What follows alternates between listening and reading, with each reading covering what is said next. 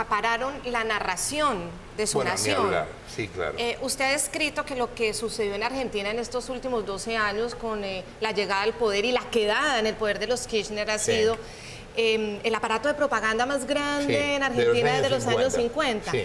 ¿Por qué? ¿Cómo ha funcionado ese aparato? ¿Cómo funcionó estos 12 años? ¿Y hasta qué punto realmente llegó al alma de los argentinos? A ver, esto empezó desde la filosofía, aunque a veces parece que la filosofía no influye, pero la filosofía influye mucho en la política. Digo había porque falleció hace un tiempo, un filósofo que fue uno de los teóricos de lo que se llamó el socialismo del siglo XXI. Este señor se llamaba Ernesto Laclau, vivía en Londres, vivió como 30 años en Londres y desde ahí teorizaba sobre América Latina, cosa que es bastante ventajosa viviendo en Londres, ¿no? Pero bueno, él inventó que una de las maneras de mantenerse en el poder era pelearse con la prensa. No es ilógico, porque si vos estás manejando de manera autoritaria un gobierno, ¿quién puede comprometerte? ¿Quién puede develarlo? ¿Quién puede denunciarte? Los únicos que pueden hacerlo son los periodistas. ¿Quién puede mostrarle a la gente lo que está pasando? Los únicos somos nosotros, con distintas tendencias, pero somos nosotros. Al pelearte si el gobierno se pelea con la prensa, primero se pelea con un enemigo que es más chico, o sea que puede condicionar, manejar, limitar, puede poner leyes en contra, etc. Es una batalla que tiene ganada seguro. Y a la vez él genera su reemplazo. ¿Qué hace? Le da medios a empresarios amigos o nacionaliza medios, al punto que ya casi no quede ninguno. Venezuela es un ejemplo, pero también lo fue Argentina. En Argentina había una paradoja muy increíble. El 80% de los medios, hasta ahora, era vinculado al gobierno, o directa o indirectamente. Con dineros, con dinero, pauta, con compra. O con propiedad o con dinero. Okay. Ese 80% solo conseguía menos del 20% de la audiencia, porque nunca el periodismo oficialista es leído. La única manera que el periodismo oficialista sea leído es que sea único, que es lo que pasa todavía hoy en Cuba, lo que pasó en la Unión Soviética. Si hay un solo diario, bueno, la gente lo leerá o envolverá huevos con él, pero usará ese diario. Bueno, ¿no? Y lo que está pasando en Venezuela. Lo que está pasando en Venezuela. Que ya nos han sacado a todos los medios que no estamos bajo la visión completa de ese gobierno. Entonces hubo un momento en esto que nosotros llamamos allá el relato. ¿Qué era el relato? Era el cuentito que el gobierno nos hacía de lo que estaba pasando, a donde literalmente desaparecieron los hechos. No hubo más hechos. Te doy un ejemplo muy fácil. Esto es un vaso de agua con gas. Si yo te digo esto es una mesa, no hay discusión. Si yo te digo a vos, mira, agarra este vaso y me dices, ¿qué? ¿La mesa? No podemos seguir hablando, porque ¿cómo sigue? Bueno, ellos hacían eso. Yo decía, el vicepresidente quiso quedarse con la Casa de la Moneda. Miren, estos son los expedientes. Esto es mentira, nunca sucedió, no sé qué. Bueno, no hay manera de seguir. Si la justicia encima está sometida y no hace nada con esos expedientes que yo muestro, los hechos desaparecen. En algunos casos de las denuncias que nosotros hicimos, fueron tan grandes que no pudieron ocultarlas, porque una era con el vicepresidente, otra con la ministra de Economía que tuvo que renunciar. Las bolsas de dinero. Las bolsas de dinero, lo que se llamó la ruta del dinero K, bueno, el narcotráfico con el jefe de gabinete, o sea, fueron cosas muy fuertes. Pero otras quedaban abajo del relato, no pasaron. Esto es lo que pasa con el relato, ¿no?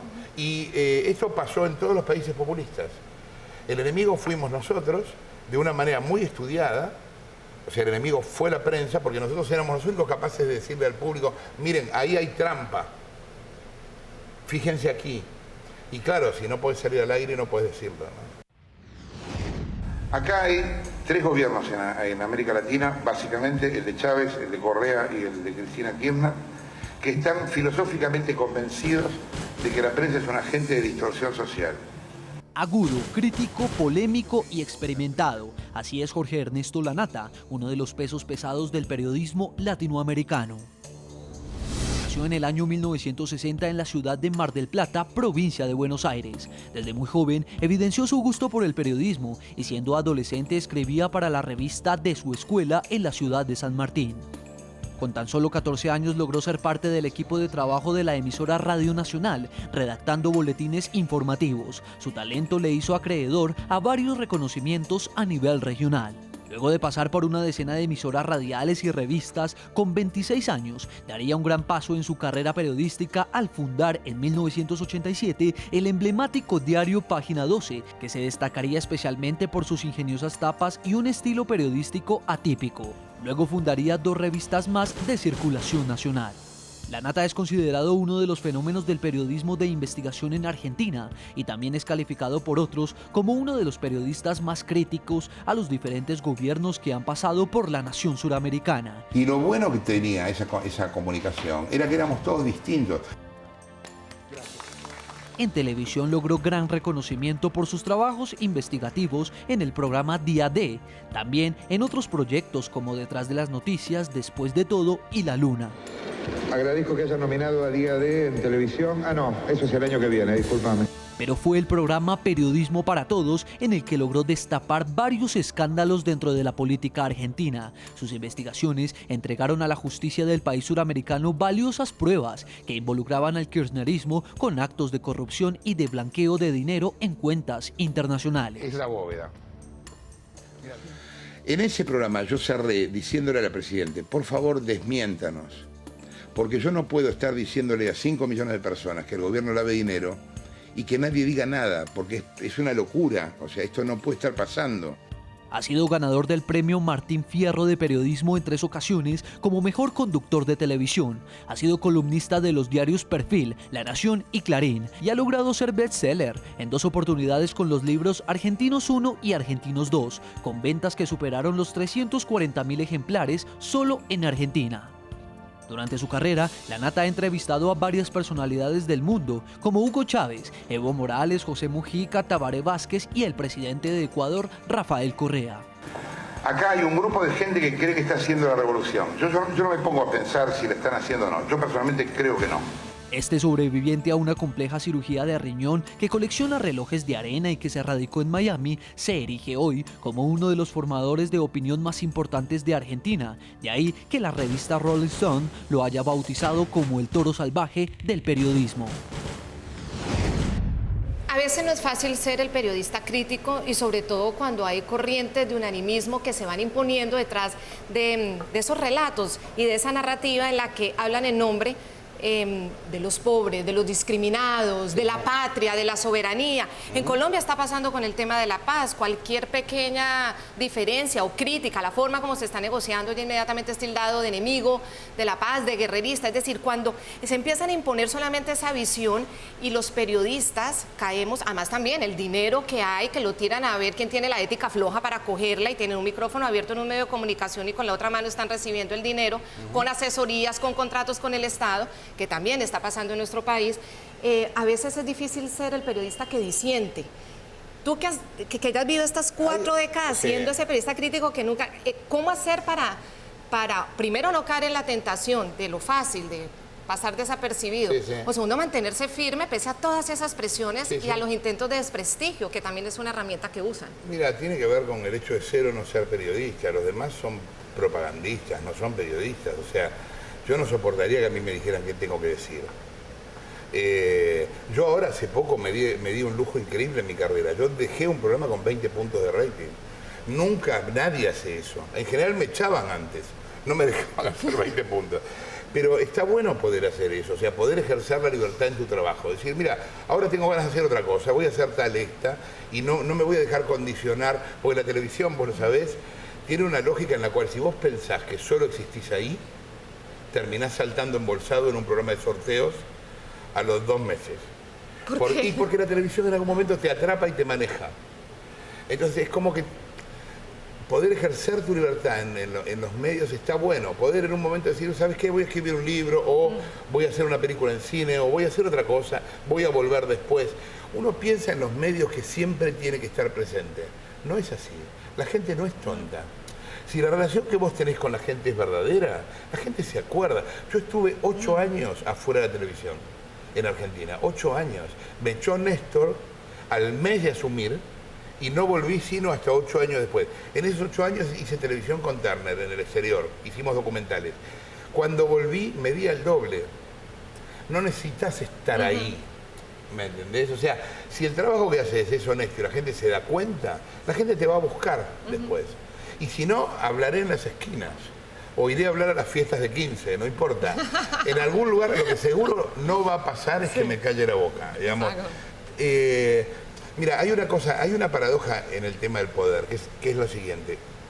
El poder puede ser inmenso, pero una sola persona enfrente es una persona enfrente, no es nada. Y ya no lo hace absoluto. ¿Me entendés? Entonces, por un lado es muy grande, pero también es débil. Porque está mostrando algo, pero por otro lado hay otro que está diciendo bajito, no, está pasando otra cosa. Y a lo mejor otra gente se junta y también lo escucha, y después ya son muchos. Eso hace parte de la democracia y de también la diversas versiones. En Venezuela casi no hay medios, hay Twitter. Sí, mucho. Sin hay Twitter, redes sociales. la gente, ¿cómo haría? No tiene manera de enterarse muchas veces de lo que pasa. Y si no ves, Twitter es pequeño al lado del aparato. Pero el aparato es grande y a la vez débil. Porque su grandeza también lo hace endeble, digamos. No es invulnerable, ¿no? Me gustaría volver a la reflexión con la que comenzaste y es preguntándonos qué pasa, es decir, el análisis que nos lleva a cómo está nuestra libertad de prensa, en qué está el periodismo en la región, nos lleva a pensar también en qué está la democracia. Dentro de esa pregunta, ¿no cabría pensar que de pronto somos una generación que la falta de democracia o la dictadura la vivieron otros, los padres o los abuelos? Al final estuvimos en unas décadas en las que empezamos a implementar una democracia que no terminamos de perfeccionar, que era frágil, pero caminamos ahí y creímos que ya estaba ganada, que venía del cielo, que no la estamos trabajando, que no la estamos educando. De pronto es eso. Mira, hay un politólogo argentino que se llama Guillermo O'Donnell, que enseñaba, murió hace unos años en Sao Paulo. Él hablaba de un concepto muy interesante. Él decía que había democracias de baja intensidad. O sea, democracias que eran democráticas, pero que no eran muy democráticas. Bueno, no es un juego de palabras, ¿no? Una democracia tiene que ser democrática, no solo a la hora de ir a votar, en la educación, en el trabajo, en las relaciones, en la justicia. No es solo un área. Y es cierto, coincido con lo que decís, capaz nos olvidamos, pensamos que ya estaba. Y no estaba. Y aparte que a medida que las crisis suceden, la crisis en general tiende a que la gente sea cada vez más conservadora. Y entonces el tipo que por milagro cree que va a arreglar todo, aparece. Cuanto peor está un país, por el motivo que sea, es más fácil que haya soluciones autoritarias.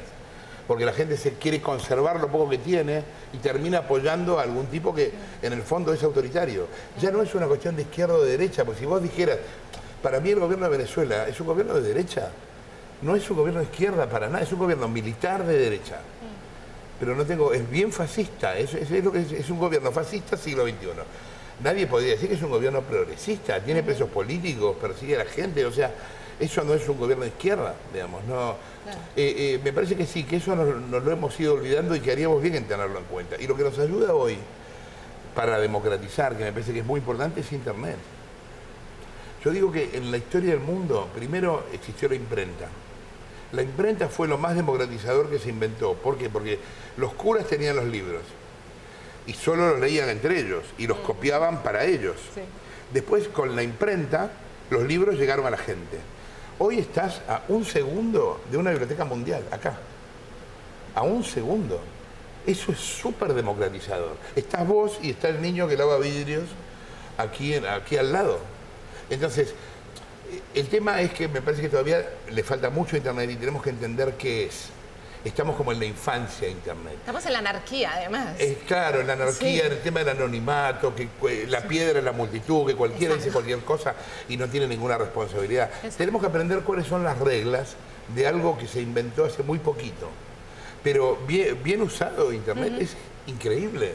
Para todo, hasta si querés, para votar, para hacer consultas populares, para lo que sea.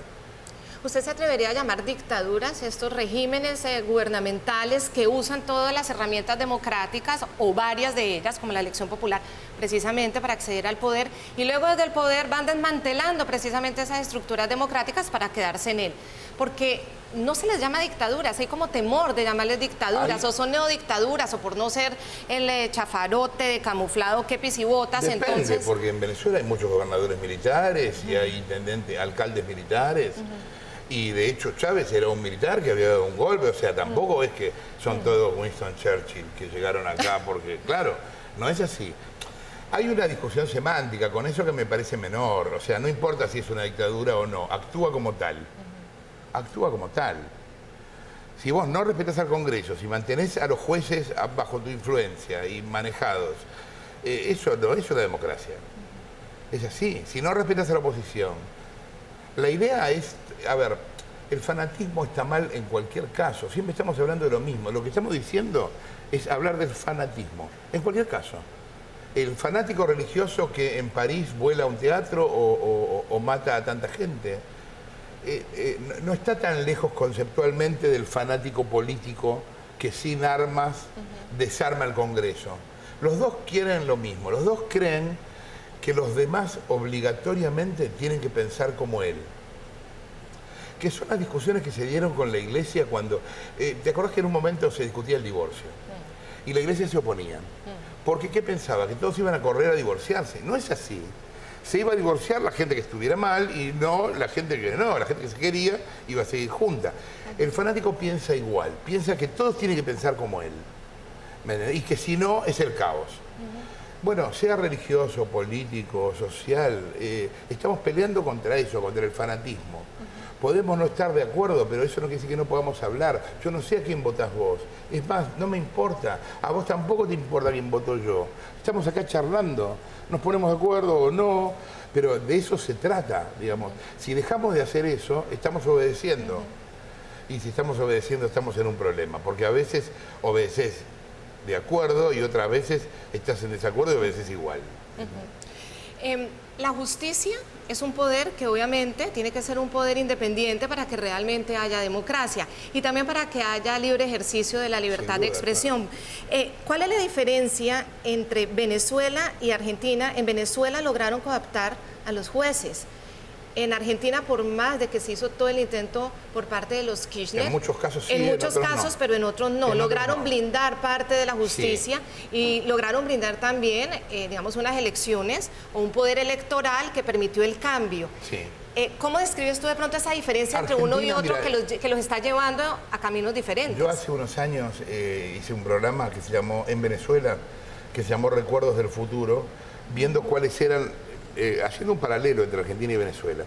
El problema es que Venezuela, de algún modo visto desde Argentina, era como un espejo que adelantaba lo que podía pasar, pero era mucho peor.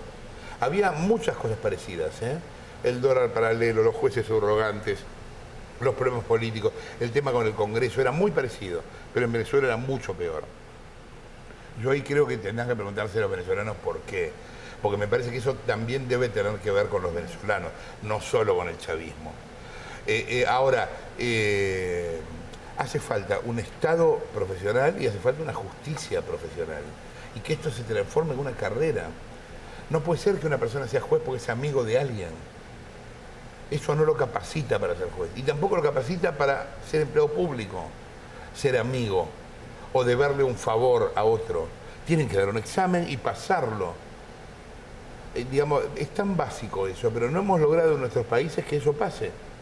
No nos logramos sacar de encima el clientelismo. Que antes de las elecciones repartan colchones, heladeras, lavarropas. Yo entiendo, cuando una persona está mal, hay que ver si está en condiciones de decir que no. Yo entiendo a la persona que necesita un colchón y a lo mejor cambia su colchón por un voto. Ahora yo le digo, quédate con el colchón y votá a otro, porque nadie va a saber a quién votaste. Pero yo no lo juzgo por agarrar el colchón, porque debe ser difícil estar sin colchón. Ahora, tenemos que modificar esas conductas de la clase política a esta altura del partido. Es el siglo XXI, o sea... Ya regresamos con La Noche.